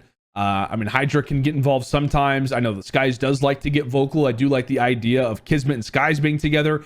And then you have this other element of Priesta who gets involved. And it was talked about, like, is Priesta going to get an opportunity from a CDL team this season? Just because I feel like Minnesota tried to use him in a bunch of different ways. It worked for like a short period of time, and then it kind of fizzled out a little bit. An interesting spot for New York. Like, it definitely is a page turn now that Crim6 is gone, now that Clay is 100% gone. You're moving away from a veteran leadership type of team now to one of the youngest rosters on paper, without a doubt. A new era for New York. I'm not sure if I'm the biggest fan of it, honestly. But again, another roster that does have questions on it. Interesting spot to be in. Seattle Surge. Keep all 4 players, one of only a few teams that decided to keep the exact same roster moving into this season. It was talked about how accuracy maybe could be off of this team, but he ends up getting the call to stay. Seattle love their guy in Lamar. They have Mac, Sib, and Pred. I was a little surprised that the team decided to run it back, but at the same time I wasn't, because it was like either this team was performing horribly or they were in the finals. It was like you couldn't find that level of consistency, and I don't know. I am on the fence. I'll be honest. I'm a little on the fence about Surge heading into their second season together. I'd say of the 3 teams that, stuck it out, this is the one that I probably would say I was the most not surprised that they stuck. Mm-hmm. I guess, I didn't think LAT was going to switch because they won, but that's kind of a gimme, like definitely thought OpTic was changing. But when it comes to Seattle, like, you have to figure out how to harness what Pred brings to the game.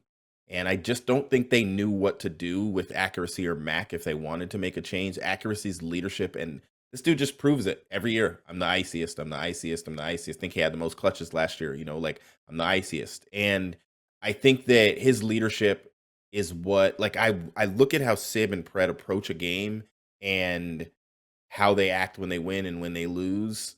And I think that accuracy, I think Lamar had a lot to do with that. Mac is the unpredictable piece, but if this is a good game for him, then this is a top 4 team, period.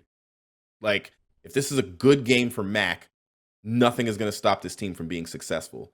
And you could switch out the Lamar role, but you'd have to put in an Arcides or something. It had to be a leader, And so I'm really looking forward to, a lot of people have said this game is going to, Pred might be even better in this game. Because he doesn't need movement. He's kind of like Shotzi, where he doesn't need to slide cancel and joke you and stuff like that. And, snake like Celium. He's just great. And he's a bully. And Seattle Surge, I think they're fine. And I think if they start performing low, people want to play with Pred. So they'll be fine getting trades if they need them. And look at the colors in the background of the show. Obviously, it's almost like the Seattle Surge are great. This could be the Seattle Surge podcast. I mean, you could definitely call us if you're interested. If you want to sponsor the show, hey, some NBA conversations. I don't know. It's possible they where are they based out of? Like, they have like some basis in Canada. Is it Vancouver? Maybe. Yeah, but I'm in Seattle, so like if they want like real Seattle representation, we could put a little Seattle Surge logo like down in the corner or something. I can get a Vancouver Grizzlies hat, possibly. Hey, there you go. John Morant, Pred. We can make it happen. Similar styles, honestly. Similar styles. Very, explosive would be the word that I would use. That's a good point, actually.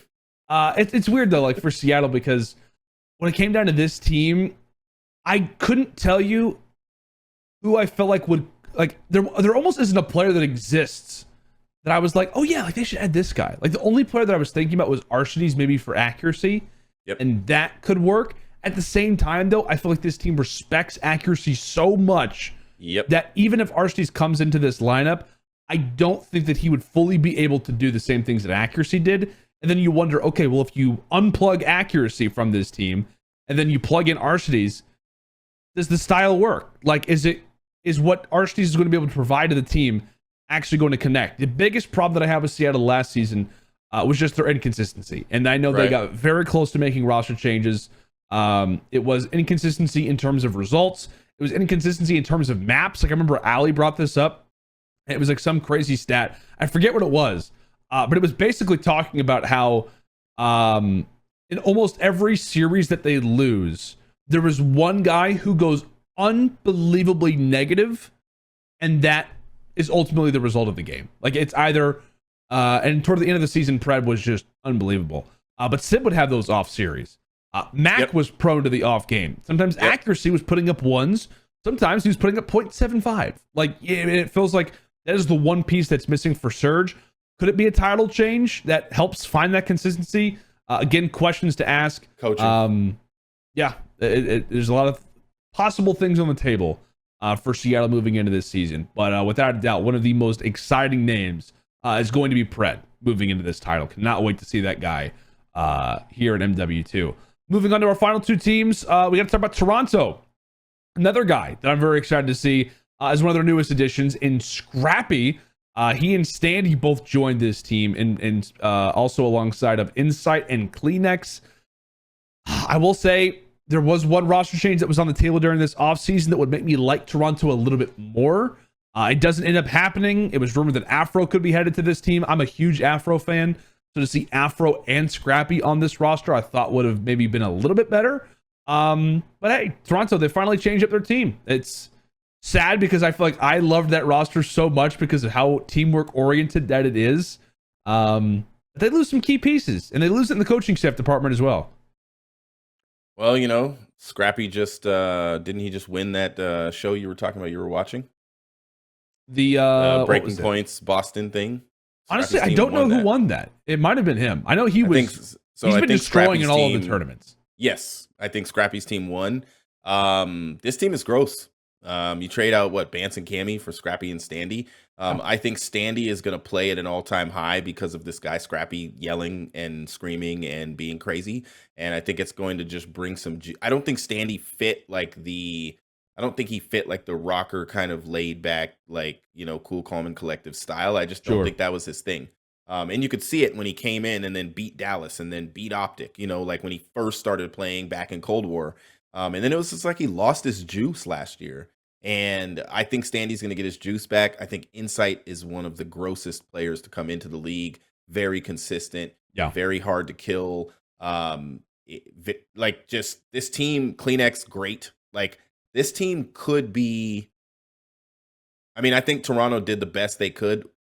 Wish they would have been able to keep Marky B, if I'm honest. Yeah, I agree. If they had Marky B, I'm calling this a top 3 team, maybe. Like that. Wow. Like, I honestly, well, because these young players just really need some good, solid leadership to be consistent. And so, who is going to be the coach there? I don't know. You know, like Flux, I believe, is the coach. Flux is the coach. Did he coach somewhere before? He was part of them last year. He's kind of like an underrated player. Oh, and like stepped up into coaching. Yes. So I forget exactly like where he's like how he originally came into Toronto. I don't know how long he's been there for. But he's kind of been. He's actually somebody that, and I think was throughout a majority of last season talking to them in between games. Marky B was doing it like after they were over. But he was a part of like that Epsilon team, like assistant coach. Yeah, kind of like an assistant. But I think maybe more of the strategic side. Anyway, so, big fan of Flux. I'm a big fan of Flux myself, but you know, Marky B being a former player for a long time, one of the most known players in his region.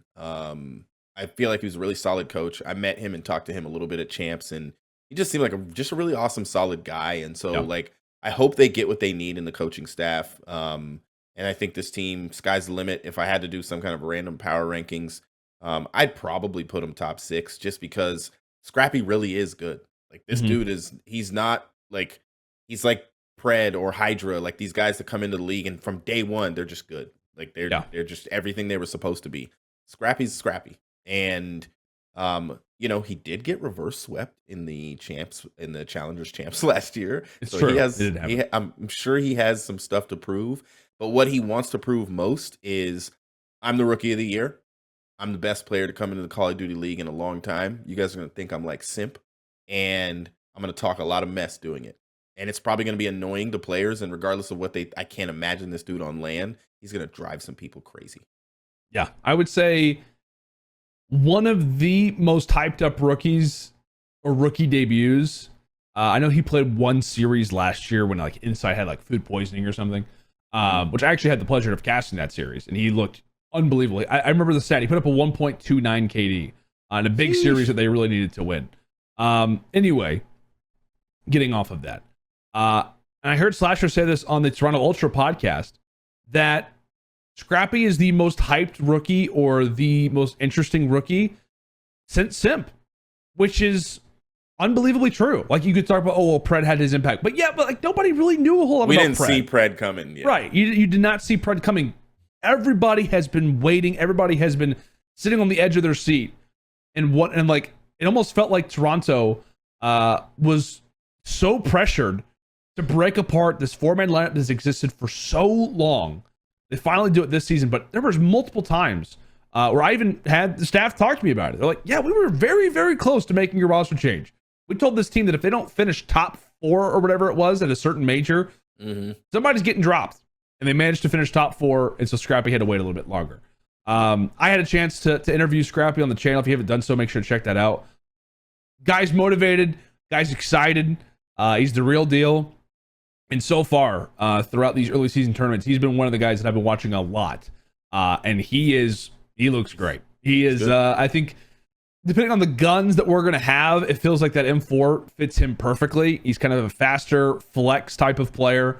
That is his role, but it feels like he can really kind of get up close, has a fast reaction, twitchy with the AR, and just fits very well with it. But I think there's a lot of old heads who are excited about him because of the trash talk, because of the old nature that he has. But he also kind of has this new nature to him where it's like unbelievably gifted, very talented, and honestly very good with comms. Like, it feels like a lot of young players, because of their time in challengers and because of watching these guys kind of go through the ringer, figure out, how do I become a pro? Comms are always such a big deal at a younger age.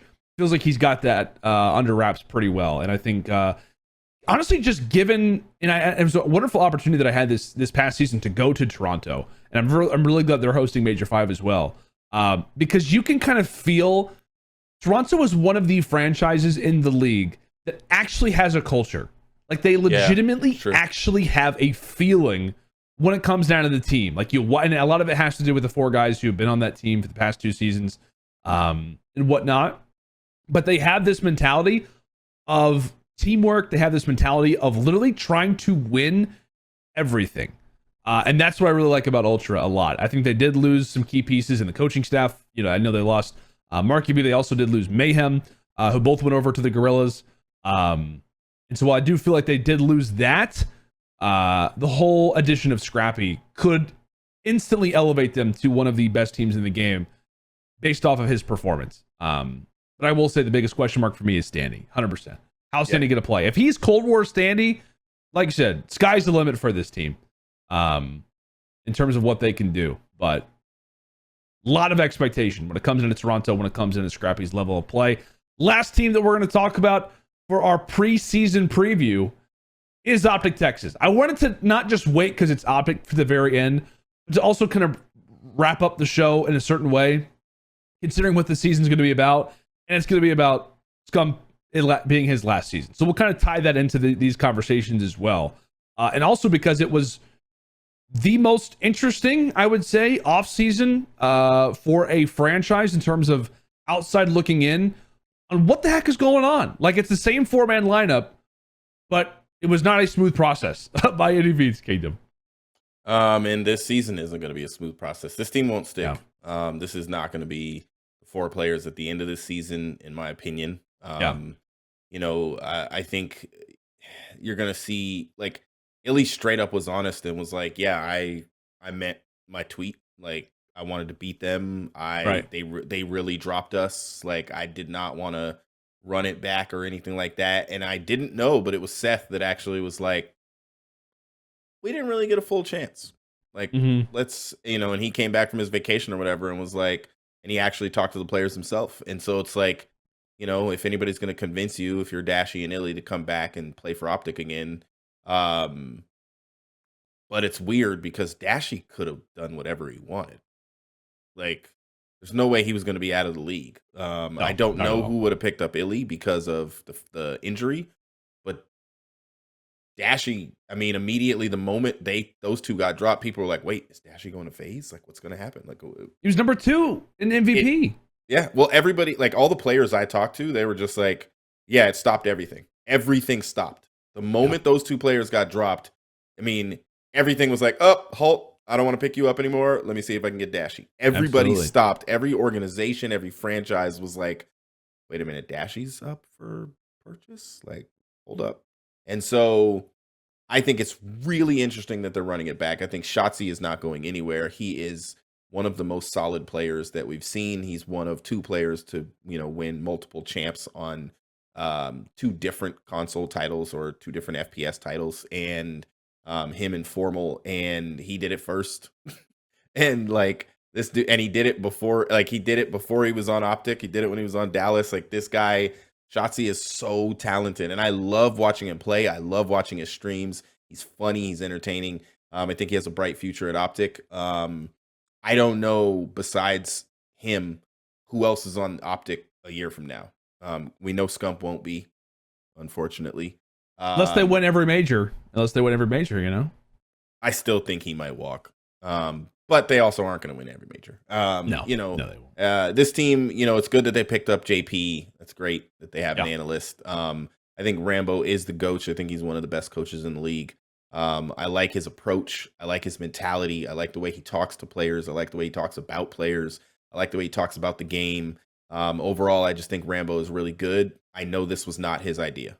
I can tell you that much. I know Rambo was not like, "Hey guys, I think we should like keep Dashy and Illy." Because whoever was deciding to drop them, I know Rambo was part of that conversation. I'm not saying he was like, drop them, but I'm saying Rambo probably was like, we can get better players. We are OpTic. And if this is going to be Scump's last season, Scump and Shotzi could have recruited whoever they wanted as well. Dylan could have easily been playing there, and whoever else they wanted. So, and people say like the only people they couldn't have gotten was the FaZe guys, but who knows? I mean, there was a lot of players that I imagine they could not get though because of contracts. There's no because of contracts and right. But even Hydra was trying to go there, and I think they made the right decision not picking him up because I think he would have destroyed the vibes of OpTic, But if they could have got like Pred or something, depending on his contract, like it could have been game changing. So what does this mean though? Like in terms of SCUMP final season, this is going to be the most watched season, most attended season in the history of the CDL. They probably could fill bigger stadiums than they filled in the past. Instead of doing a half stadium, maybe they can do 3/4. I really think that it's interesting that he announced it in the beginning, but now that we know this is the last season of Call of Duty for the King, the most viewed, most watched, most followed, most popular competitive Call of Duty player that there ever has been. I think this is going to be an amazing season. I hope they get some wins. I hope they play at the highest level. I hope they go all out for SCUMP, and I hope Illy doesn't get injured and that they have a good season. And I know that they're going to make it a big deal. They're going to do everything they can. Hector is not going to let this just like pass us by and we're not going to talk about it. There's going to be no story. This is going to be like one of the biggest seasons for COD, and it's going to be one of the biggest seasons for OpTic. And I hope they get at least one. I hope they get at least one. Is it the right decision for SCUMP to announce it at the beginning of the season? I want to say yes for what it'll do to his career, for people to know that that's what he's going to do at the end. And it is very interesting that in the middle of a 2-year title, they're going to have to figure out a new team. But they're still OpTic. They still have juice. Oh, they 100% do. And for me, I was thinking about, like, you know, how each event is going to go, you know, the fact that the crowd is going to have to recognize that, you know, if for example, OpTic Texas is in the losers bracket or whatever it may be, like, people are going to stick around to be like, this is the last time I could ever see SCUMP on LAN playing a match, you know, whatever it may be, you know, et cetera, et cetera. The final search destroy that SCUMP ever play. Like, you know, all this stuff's going to be going on throughout the season. And I just have in my mind circled Major 3.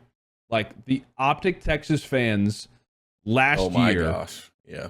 Like, I was able to compare every event. New York was the loudest because of the venue that we were in, but the actual loudest event was the OpTic Texas Major. Those guys were unbelievably loud. That's also a venue that does reverberate, but the esports stadium is actually huge. Like, it can house a lot of people, and every single seat was filled. My parents were actually at the Major. Wow. And they were sitting in the very back row because there was no seat available, even for 2 matches before OpTic would play. That's how crazy that Major was. So the fact that we're going to go into this season, Major 3, middle of the season type deal, with that being the case, I think that is going to be one of the best events that we've ever had, contingent upon if OpTic plays well. And that, to me, is also something very interesting, because if you do look at the way the schedule is planned out for OpTic Texas, the way that a lot of teams work is that typically franchises or teams don't like to make roster moves right before their major happens, because they don't want to sacrifice the results of their team playing at that specific tournament. They don't want to test a new lineup heading into their home crowd, because their whole goal is to have, you know, the same group of players, the same team that you've watched online. You want to watch these guys play on LAN. The whole goal is to build this local environment. And so the fact that Major 3 is the one that OpTic Texas has, I find very interesting, because let's say that Major 1 goes okay for OpTic, you know, like a top 5, top 4 placement or whatever it may be, potentially. Yeah. Major 2, okay, maybe somewhat of a similar result. Let's say it's more of, you know, variability. Let's say it's top 3 at Major 1, top 8 at Major 2. Okay, well, what does OpTic do now? Well, we have Major 3 coming up, so they're going to stick together. And then after Major 3 is over, let's say they play well. Like, you have this effect where there is almost like a I can't even think of the word, like what is it, like in a game, like when you finally like reached a certain point and it saves your progress, like a checkpoint. Like, Major 3 is essentially OpTic's checkpoint, and because of it being in the direct middle of the season, I think that will work to this benefit, to the roster's benefit of sticking together. Yeah, that's a good point. So that is one thing that I am thinking about looking forward. Is it maybe too much focus on schedule? Probably. But I do hope that the awareness of this being SCUMP's final season, especially in every single major, does factor into every player's mentality. And honestly, that may be the only thing that does hold this team together, is that very aspect. Like, that is something that I think is not underrated, because we're going to talk about that throughout the season. But imagine if SCUMP wasn't retiring this year. Like, that was never talked about. He hadn't even mentioned it. Like, he's planning on playing another 2 or 3 seasons. If this roster struggles at Major 1, they probably make a move. But because of the fact that SCUMP is staying, it makes you wonder, not only is the dedication of the players going to be there more, but also the fact that, like, it's just a weird spot to be in. Like, it's a weird spot for the franchise to be in, because it's like, you want to honor him by having the most competitive season possible, but sometimes, like we said, like, going for a dramatic roster move is just not something that a whole lot of OpTic rosters typically do. Like, they don't like to go after super young players that aren't well proven. It's just not something they like to do. So it's going to be an interesting year to watch, because I feel like this is one of the teams that's going to be there at the very end. Whether or not this roster should be, I think, is another question. But without a doubt, it's going to be entertaining. Like, I cannot wait to see every major with the awareness of this being SCUMP's final year. And then also the conversations that we're going to have throughout the season on this channel, on this podcast, about who is going to be SCUMP's replacement. Because that is going to be so entertaining to find out, because it's kind of like a sweepstakes. Like, you get to fill the shoes of the king. Yeah. That's going to be fascinating. It's going to be interesting. It might even, like, break the entire CDL apart. heading into year 2 of MW2. Year 2 of MW2. That's going to be well, if you end up with only Shotzi and you need 3 players, yeah, it's going to be pretty ridiculous. And it might be Shotzi and Dashy. I mean, who knows? Yeah. You know, like, I'm interested to see how all of that works out. I think this is going to be an amazing year. I'm excited to be at the first event and see how it all goes down. Absolutely, man. It's going to be a blast. Scump's final season, year 1 of MW2. Also, like I said, we got all kinds of fun topics when it comes into the NBA, because it feels like literally you have to do your research like for COD like a few days in advance. For the NBA or like just sports in general, you literally have to do it like 5 minutes before the podcast starts. Yeah. Like you literally cannot prepare, especially for the Nets or the Lakers or like these teams that just have this constant evolution of like, hey, this player no longer wants to play for the franchise. This guy just said he wants this guy fired. Like you can't prep for these things. Like I said, 2 weeks ago, we'd be talking about how, you know, the Nets, cool. Like, you know, let's see how Ben Simmons plays. Or Warriors are the favorites. The Lakers, you know, on paper may not have the best team. You know, how does Russell Westbrook look? Like, I don't know. It's like it's a weird situation to be in. But it's going to be a fun time. I think that's going to wrap it up for our very first podcast. If you've listened to the whole thing, if you've listened to the entirety of Under One Roof, we greatly appreciate it. Again, going to have these weekly going on throughout not just the NBA season, but also the CDL season. This can also be a really fun podcast that we can have on multiple different platforms. This can be something that we do yearly, to be honest, because there is always sports to talk about. Always. Maybe from our producer's standpoint, he may not be a fan of that. Having a guaranteed year-long show that just never ends. but yeah, I don't know, like any outro. I didn't write an outro. I was looking at my script here and it was just kind of like, oh yeah, Scump final season. And that was basically it. How would you like to round out the show, Kingdom? No, I think we've done a good job. I'm excited to talk more about Call of Duty, and like honestly, there's 2 kings this year that are, you know, this is Scump's last year as the king of COD, and LeBron is going to become the player with the most points in NBA history. Funny enough, he already has that. It's the most regular season points that he's going for. He's already got like 10,000 or something. He's got like more points than Kareem already, but regular season points, because this dude has been in the these last couple of years hasn't been as great, but he's been in the postseason more than like anyone, including going to like 8 in a row finals. And so looking forward to that king winning some games. Like I don't just want to see him break that record, but be like have a horrible score and be last in the West. Like I'm hoping that he does good. I'm also not just hoping that this is the CDL Kings last year in Scump, but that he actually has a nice winning record as well, maybe gets a chip or 2. If he won champs, I mean, break the internet. Literally would break the internet. Like, and so I'm looking forward to this year. I'm looking forward to talking about Call of Duty, looking forward to talking about NBA,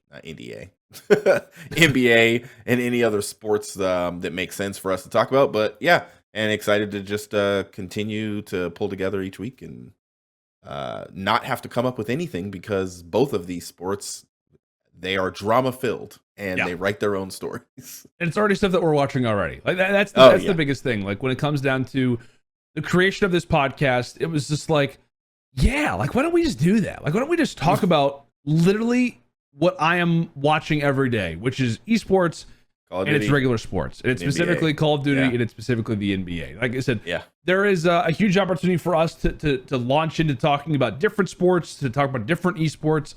These are just the ones that we talk about the most. And through a lot of previous research that I've done, it feels like the audiences of both tend to like the same things. It tends to be a really good mixture of what people find entertaining, you know, when it comes down to personalities, when it comes down to the speed of the game, all of the things like that. It feels like these 2 entities connect really, really well. And that's the most fun part about this project, is to not just talk about the things that we like, but to also explore a lot of uncharted territory that I feel like this show is going to unveil. And what I hope that will only be a pioneered effect into the future of sports and esports, that they can kind of coexist together, and that both, whether it's media platforms, whatever it may be, that both of these things can also kind of unite as time goes on. It's kind of a personal goal of mine is to kind of help both unite those audiences, to make them realize that you're kind of the same person. Like it really is. Like, you are a sports person who plays video games. You're somebody who watches esports and you watch regular sports too. We're all kind of the same person. And I'm hoping that this show can kind of help pioneer that effect that I think will only continue to happen because of things like this. But that is going to do it for Under One Roof. Again, thank you guys so much for checking out this podcast. Make sure to check out links in the description. I know we're going to try to be up on a bunch of different audio platforms so you can listen to it on the go. We've got all kinds, like I said, of amazing content planned for this channel. This is not the only podcast, I promise, that is going to be up during the season. A lot of content planned and a lot of exciting times ahead. But that's going to do it for Under One Roof, episode 1. It's in the books, and we'll see you guys next week for another episode filled with sports and esports. See you later.